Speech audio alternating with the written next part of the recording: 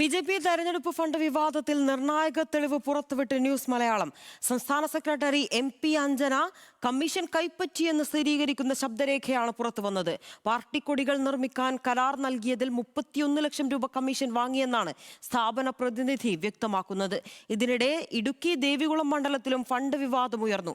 തെരഞ്ഞെടുപ്പ് പ്രവർത്തനങ്ങൾക്ക് 33 ലക്ഷം രൂപ മാത്രമാണ് ലഭിച്ചതെന്നും പ്രവർത്തനങ്ങളിൽ ഏകോപനമുണ്ടായില്ലെന്നും ആരോപിച്ച് ബി.ജെ.പി സ്ഥാനാർത്ഥി എസ് രാജേന്ദ്രൻ രംഗത്തെത്തി. വിവാദങ്ങൾക്കിടെ ശനിയാഴ്ച ബി.ജെ.പി കോർ കമ്മിറ്റി ചേരും. നമ്മുടെ പേയ്മെൻറ്റ് ഫുള്ള് വാങ്ങിത്തരുമ്പം കൊടുക്കാമെന്നല്ലേ ഞാൻ അന്ന് പറഞ്ഞത്. അഞ്ജനയ്ക്ക് 31 ലക്ഷം രൂപ കൊടുക്കുന്ന സമയത്ത് ഞാൻ പറഞ്ഞതല്ലേ പുതിയ ഫുൾ എമൗണ്ട് തന്നിട്ട് കൊടുത്താൽ മതി എന്നല്ലേ ആദ്യം പറഞ്ഞത്. പിന്നെ കുഴപ്പമില്ല, ഇലക്ഷൻ കഴിഞ്ഞ ഉടനെ ബാക്കി ബാലൻസ് 4,65,000 രൂപ മേടിച്ച് തരാം, ഇലക്ഷൻ കഴിഞ്ഞ ഉടനെ തരാമെന്ന് അഞ്ജന പറഞ്ഞതിൻ്റെ ഉറപ്പിലാണ് ഞാൻ 31 ലക്ഷം രൂപ കൊണ്ട് കൊടുക്കുന്നത്. പാർട്ടിയുടെ കൊടി നിർമ്മാണത്തിന് കരാർ നൽകാൻ 31 ലക്ഷം രൂപ കമ്മീഷൻ തുക കൈപ്പറ്റിയത് സംസ്ഥാന സെക്രട്ടറി നേരിട്ട്. കമ്മീഷൻ നൽകിയെങ്കിലും കരാർ പ്രകാരം ബാക്കി കിട്ടാനുള്ള 4.65 ലക്ഷം രൂപ ലഭിക്കാത്തതോടെ സ്ഥാപന പ്രതിനിധി തെരഞ്ഞെടുപ്പ് ചുമതലയുള്ള മറ്റൊരാളോട് പരാതി പറയുന്ന ശബ്ദ സംഭാഷണമാണിത്.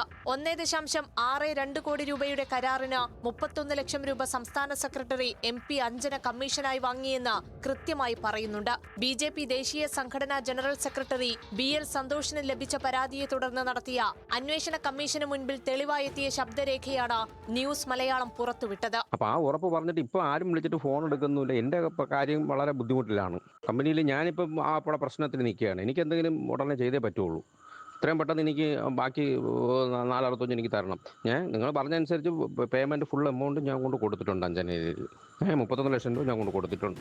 ഇതിനിടെ ഇടുക്കി ദേവികുളം മണ്ഡലത്തിലും ഫണ്ട് വിവാദമുയർന്നു. തെരഞ്ഞെടുപ്പ് പ്രവർത്തനങ്ങൾക്ക് തനിക്ക് ലഭിച്ചത് 33 ലക്ഷം രൂപ മാത്രമാണെന്നും പ്രവർത്തനങ്ങളിൽ ഏകോപനമുണ്ടായില്ലെന്നും ആരോപിച്ച് ബി.ജെ.പി സ്ഥാനാർത്ഥി എസ് രാജേന്ദ്രനാണ് രംഗത്തെത്തിയത്.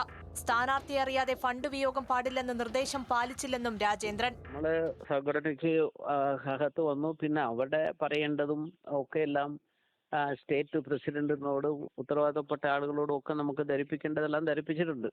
അക്കൗണ്ടിലേക്ക് അവർ 25 ലക്ഷം രൂപ നേരിട്ട് അയച്ചു കൊടുത്തു. പിന്നെ അത് കൂടാതെ ഒരു 8 ലക്ഷം രൂപ അധിക ചെലവ് വന്നു. അങ്ങനെയാണ് 33 ലക്ഷം രൂപ നമ്മളിൽ നേരിട്ട് കാശ് ഫിനാൻസിന്റെ കാര്യത്തിൽ നമുക്കൊന്നും നമ്മൾ കൊടുത്തിട്ടല്ലല്ലോ അവർ ചെലവ് ചെയ്തേ. സംസ്ഥാന ബി.ജെ.പി നേതൃത്വത്തെ അങ്ങേയറ്റം പ്രതിസന്ധിയിലാക്കുന്ന തെളിവുകളാണ് ഓരോ ദിവസവും പുറത്തുവരുന്നത്. കഴിഞ്ഞ ദിവസം വ്യാജ ബില്ലുണ്ടാക്കി പണം കവർന്നതിന്റെയും കാർ വാടക ഇനത്തിൽ തട്ടിപ്പ് നടത്തിയതിന്റെയും തെളിവുകൾ പുറത്തു വന്നിരുന്നു. ഇത്രയും വലിയ വിവാദമുണ്ടായിട്ടും എന്തുകൊണ്ട് നേതാക്കൾ പ്രതികരിക്കുന്നില്ല? ഇതാണ് പാർട്ടിക്കുള്ളിൽ ഇപ്പോൾ ഉയരുന്ന പ്രധാന ചോദ്യം. കട്ടവർ മിണ്ടട്ടെ എന്നതാണ് രാജീവ് ചന്ദ്രശേഖർ വിരുദ്ധ ഗ്രൂപ്പിന്റെ പൊതുനിലപാട്. ശനിയാഴ്ച ചേരുന്ന കോർ കമ്മിറ്റിയിൽ ഇക്കാര്യം ഉന്നയിക്കും. 3 നിയമസഭാ സീറ്റുകളിലെ മിന്നും വിജയത്തിന്റെ ശോഭ കെടുത്തുന്നതാണ് നിലവിലെ വിവാദങ്ങളെന്ന് രാജീവ് ചന്ദ്രശേഖറിനും അഭിപ്രായമുണ്ടെന്നാണ് വിവരം. ഒരുപക്ഷെ കടുത്ത നടപടികളിലേക്ക് രാജീവ് കടക്കുമെന്നും സൂചനയുണ്ട്. നിലവിലെ വിവാദങ്ങളിൽ RSSനും കടുത്ത അമർഷമുണ്ട്. വിദേശത്ത് നിന്ന് മടങ്ങിയെത്തിയാലുടൻ രാജീവ് RSS നേതാക്കളെ കണ്ട് കാര്യങ്ങൾ വിശദീകരിച്ചേക്കും.